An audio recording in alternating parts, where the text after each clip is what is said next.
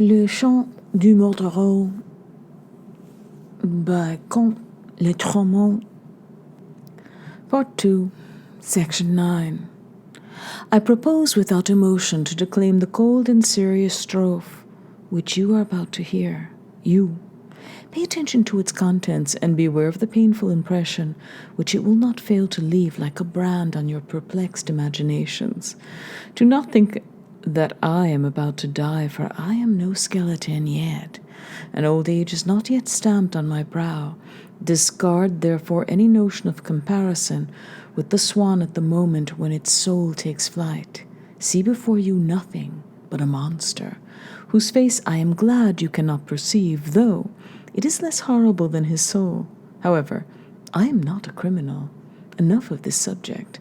It is not long ago since I saw the sea again and walked the decks of ships, and my memories of this as strong as if I only came ashore yesterday. Nevertheless, be, if you can, as calm as I am in reading these lines, which I already regret offering you, and do not blush at the thought of what the human heart is. O octopus with your silken look, whose soul is inseparable from mine, you most beautiful inhabitant of the terrestrial globe, who have at your disposal a seraglio of 400 suckers, you, in whom linked indestructibly by a common accord, the sweet communicative virtue and the divine graces are nobly present, as if in their natural residence. Why are you not with me, your mercury belly against my aluminum breast, both of us sitting on some seashore rock to contemplate the spectacle I adore? Old ocean, crystal waved, you resemble proportionally the azure stains seen on the disfigured tops of mosses. You are an immense blueness on the body of the earth. I love this comparison. Thus, on seeing you first, a prolonged breath of sadness, which one would take for the murmuring of your delicious breeze, passes, leaving ineffable traces on the deeply moved soul, and recalling to the minds of those who love you, though one does not always realize this, man's crude beginnings, when he first came to know sorrow, which has been with him ever since. I hail you, old ocean. Old ocean, your harmoniously spherical form, which gladdens the stern countenance of geometry, reminds me only too well of man's small eyes, which are like the boar's in their minuteness, and like the eyes of night birds in the circular perfection of contour. However, throughout the centuries, man has considered himself beautiful. For my part, I rather suppose that man only believes in his own beauty out of pride, that he is not really beautiful, and he suspects this himself, for why does he look on the face of his fellow man with such scorn? I hail you, old ocean. Old ocean, you are the symbol of identity, always equal to yourself. You never vary essentially, and if somewhere your waves are raging further away in some other zone, they are perfectly calm. You are not like the man who stops in the street to watch two bulldogs snarling and biting one another's necks, but who does stop to watch when a funeral passes, who is approachable in the morning, in a black mood in the evening, who laughs today and cries tomorrow. I hail you, old ocean. Old ocean, there is nothing far-fetched in the idea that you hide within your breast things which will be useful in the future to man. You have already given him the whale. You do not easily allow the greedy eyes of the natural sciences to guess the thousand secrets of your inmost organization. You are modest. Man brags incessantly of trifles. I hail you, old ocean. Old ocean, the different species of fish to which you give nourishment have sworn no brotherhood among themselves. Each species keeps to itself temperaments, shapes, and sizes which vary from species to species, satisfactorily explain what at first appears to be only an anomaly. The same is true in man's case, though he cannot plead the same excuses. If a piece of land is occupied by 30 million human beings, they feel obliged not to become involved in their neighbor's existence, rooted as they are to their own piece of ground. From great to small, each man lives like a savage in his lair, rarely venturing out to visit his fellow creature, who is also crouching in his lair. The great universal family of man is a utopia worthy of the most mediocre logic. Furthermore, his ingratitude stands out against the spectacle of your fecund breasts, for one thinks of those many parents ungrateful enough to their Creator to abandon the fruit of their wretched union. I hail you, old ocean. Old ocean, your physical immensity can only be conceived if one tries to measure the active potency needed to engender the totality of your mass. You cannot be embraced in a single look. In order to contemplate you, the sights of the telescope must be turned in a continuous movement towards the 4 points of the horizon, just as a mathematician is obliged, when doing algebraic equation, to examine individually all the various possible cases before arriving at an answer. Man eats nourishing substances and makes other efforts worth of a better fate to appear huge. Let him puff himself out as much as he wishes, this adorable frog. Set your mind at rest. He will not equal you in size at least. I suppose not. I hail you, old ocean. Old ocean, your waters are bitter. Their taste is the same as the rancorous gall which criticism distills and pours on the arts, the sciences, everything. If someone is a genius, it condemns him as an idiot. If another has a beautiful body, then he is a frightful hunchback. Certainly man should have a strong sense of his own imperfections, 3/4 of which are due to himself alone, in order to criticize them thus. I hail you, old ocean. Old ocean, men, despite the excellence of their methods, though they are helped by scientific means of investigation, have not yet succeeded in measuring your vertiginous depths. Even the largest and heaviest sounding lines have failed to plumb your inaccessible gulfs. Fish may, but not men. I have often wondered which is the easier to fathom, the depth of the ocean or the depth of the human heart. Often as I stood on ship's decks with my hand on my brow, while the moon swung fitfully between the masts, I have found myself grappling with this difficult problem, having set aside anything which could distract me from my object. Yes, which the deeper, the more impenetrable of the two, the ocean or the human heart? If 30 years of experience of life can sway the balance from one to the other of these solutions, I will venture to say that despite the depth of the ocean, it cannot rank as far as a comparison of this quality goes with the depth of the human heart. I have had connections with men who were virtuous. They died at 60, and not one of them failed to exclaim that he had done his best on this earth, that he had practiced charity. That is all. That was easy enough. Anyone might do the same. Who can misunderstand how two lovers who idolized each other only the day before separate over a misinterpreted word? One going east, one west, with needle points of vengeance, hatred, love, and remorse, and never see each other again, each draped in his solitary pride. It is a miracle which recurs every day, but is nonetheless miraculous.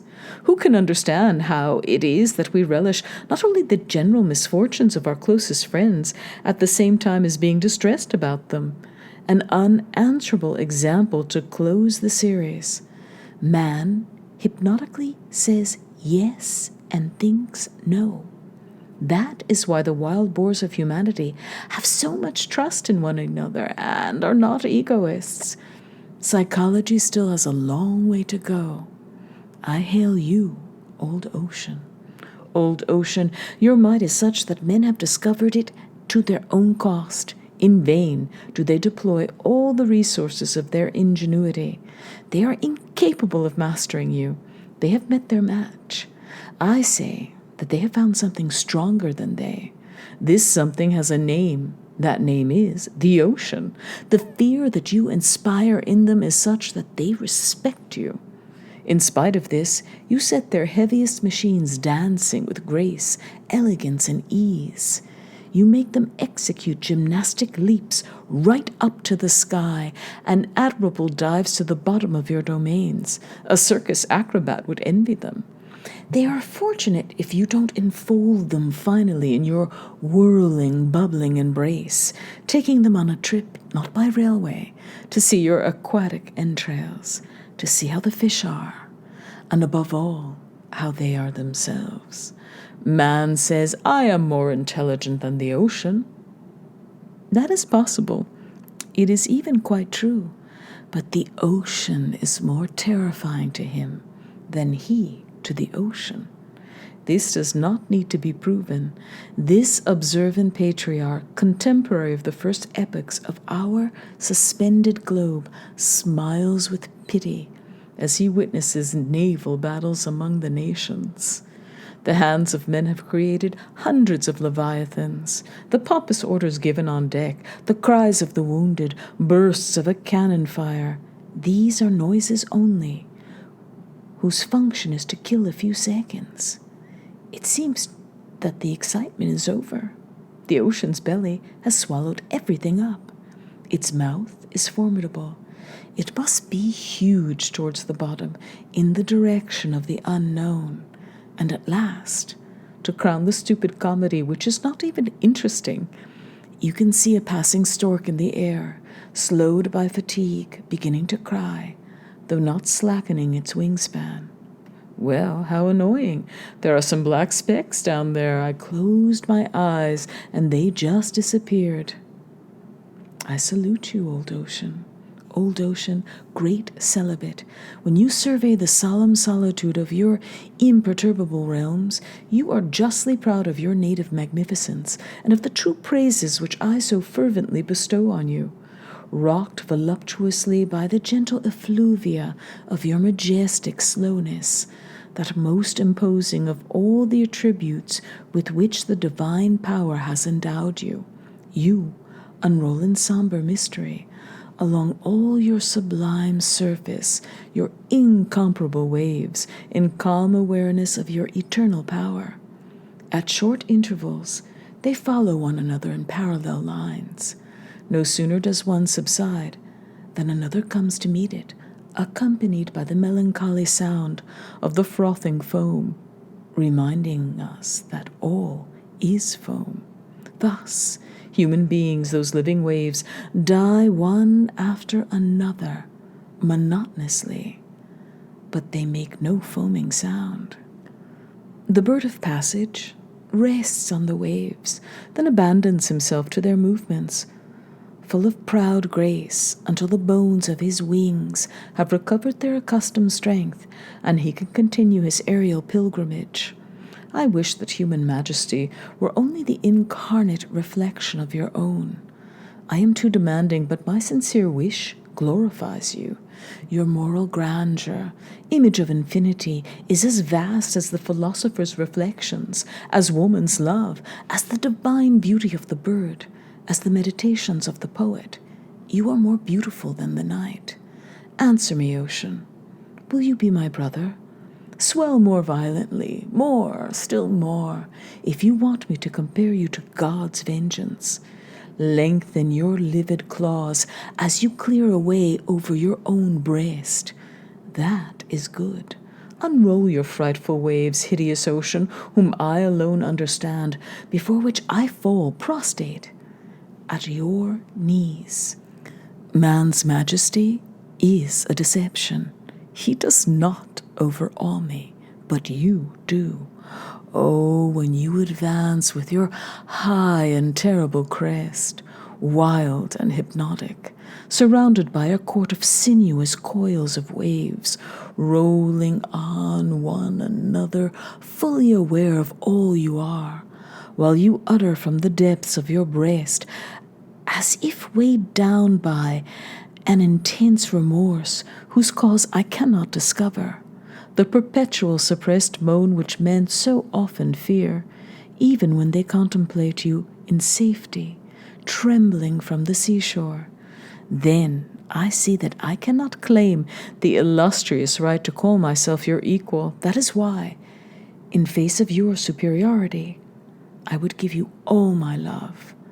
And no one knows the amount of love in my aspirations towards the beautiful, if only because you make me think with sorrow on my fellows, who form the most ironic contrast with you, the most farcical antithesis that has ever been seen in the whole of creation.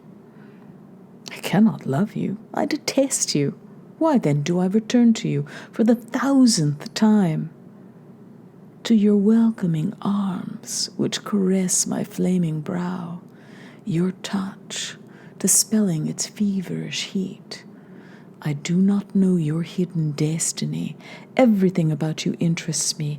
Tell me, then, if you are the abode of the Prince of Darkness. Tell me. Ocean, only me, so as to cause no grief to those who till now have only known illusions. Tell me if it is the breath of Satan that creates the tempests which whip your salt water cloud high. You must tell me, for I would rejoice to know that hell is near to man. I intend this to be the last strophe of my invocation. Thus, one last time, I want to hail you and bid you goodbye. Old ocean, crystal-waved, free-flowing tears well up in my eyes. I have no strength to go on, for I feel that the moment has come for me to return to men, brutish in their appearance. But courage! Let us make a superhuman effort, and conscious of our duty, fulfill our destiny on this earth. I hail you, old ocean. 10.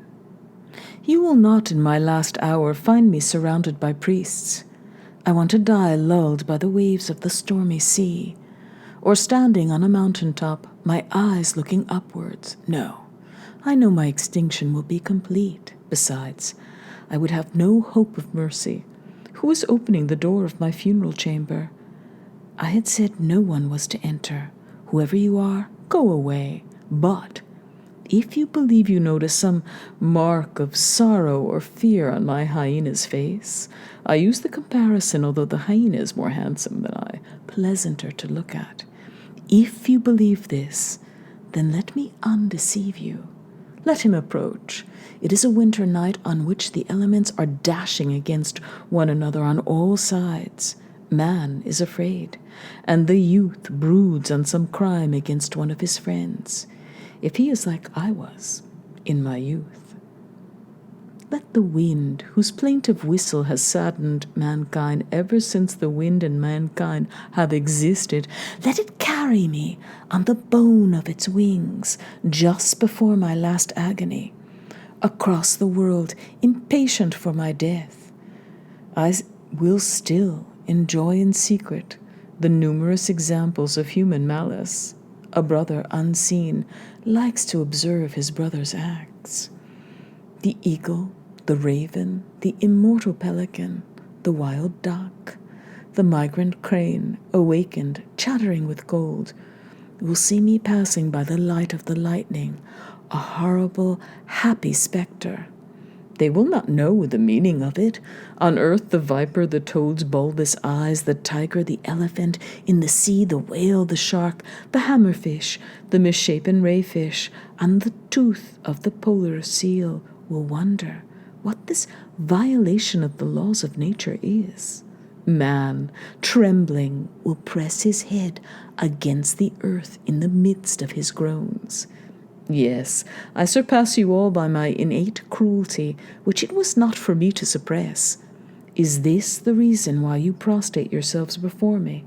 Or is it because you have seen me, a new phenomenon, traversing blood-drenched space like a terrifying comet? A shower of blood falls from my vast body, like the blackish cloud which the hurricane pushes before it. Do not be afraid, children. I do not want to curse you. The harm you have done me is too great the harm I have done you, to have been deliberate. You have gone your way, and I have gone mine, both similar, both depraved.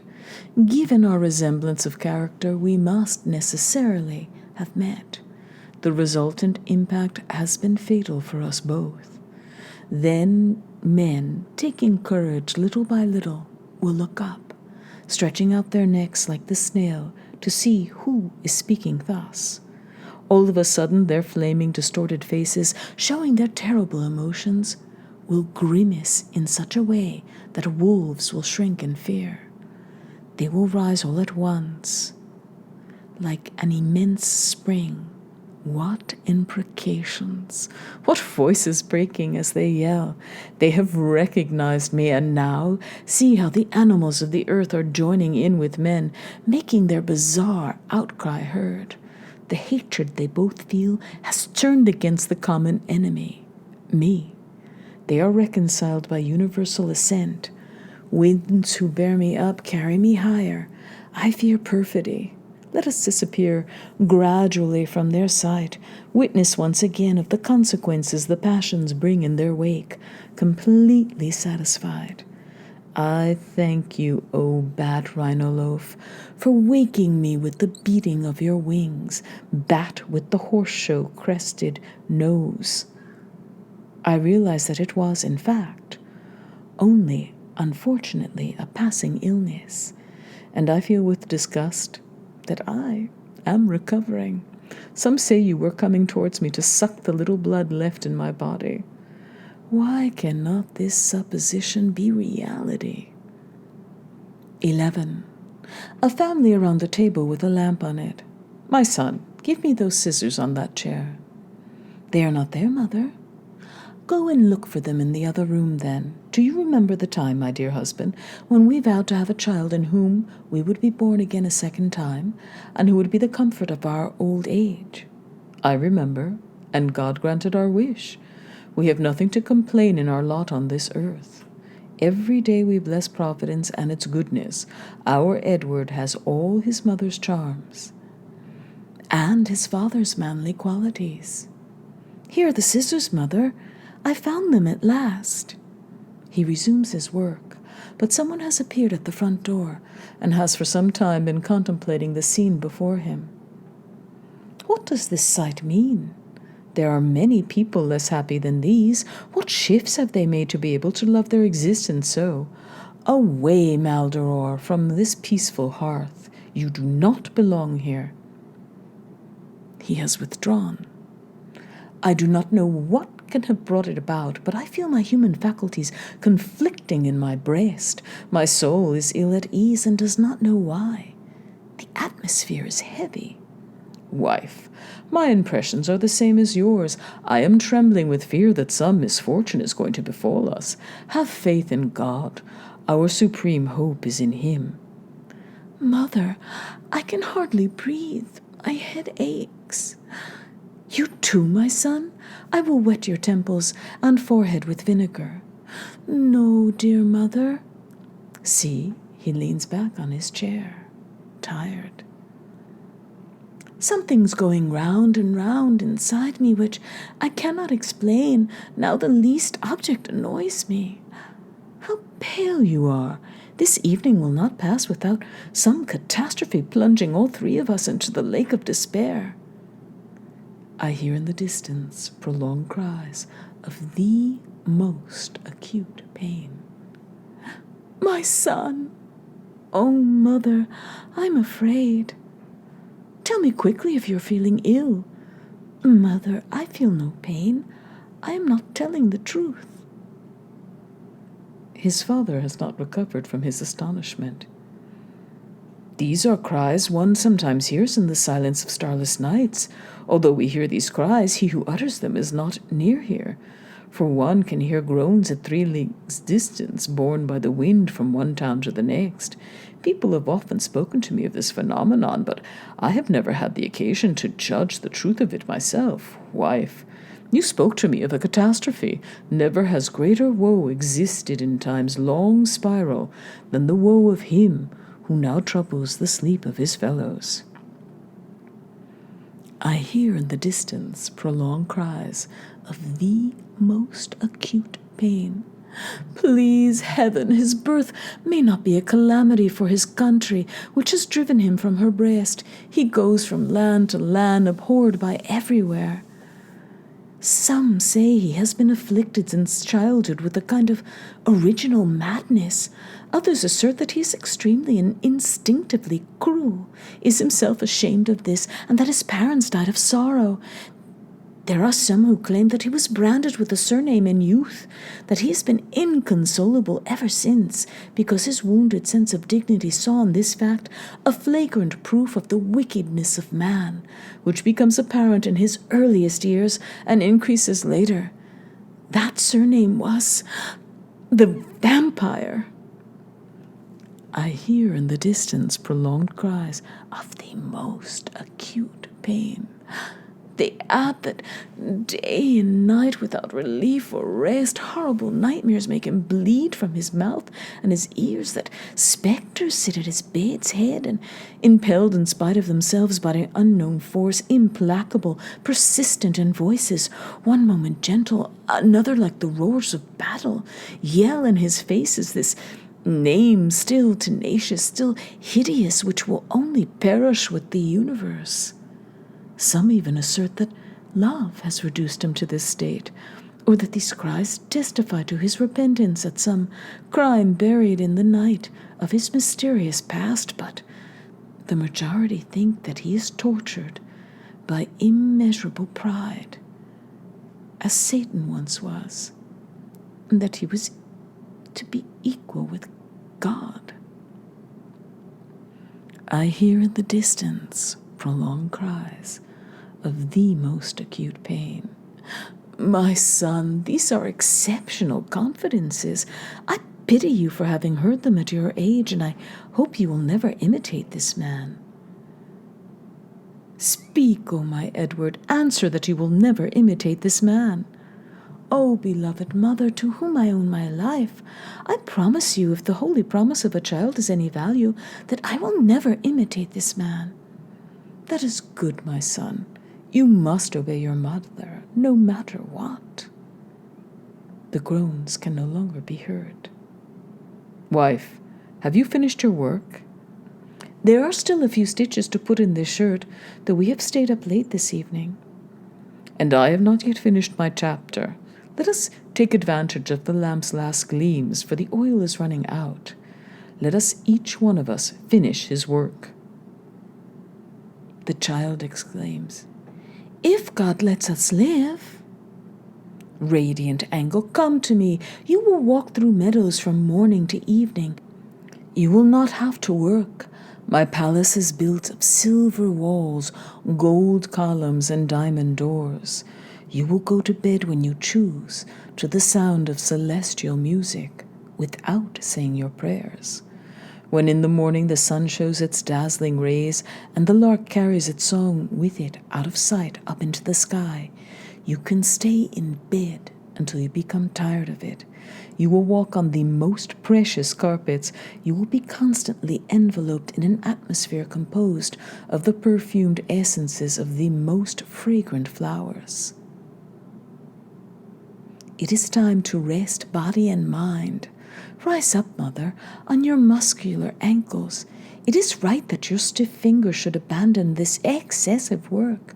We should avoid extremes. Oh, how pleasant your life will be there. I will give you an enchanted ring.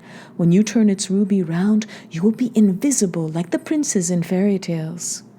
Put those daily weapons of yours into the cupboard, while I, for my part, arrange my papers.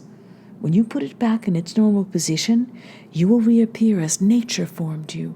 Oh, young magician, all this because I love you and aspire to make you happy. Go away, whoever you are. Take your hands off my shoulders. My son, do not fall asleep lulled by the dreams of childhood.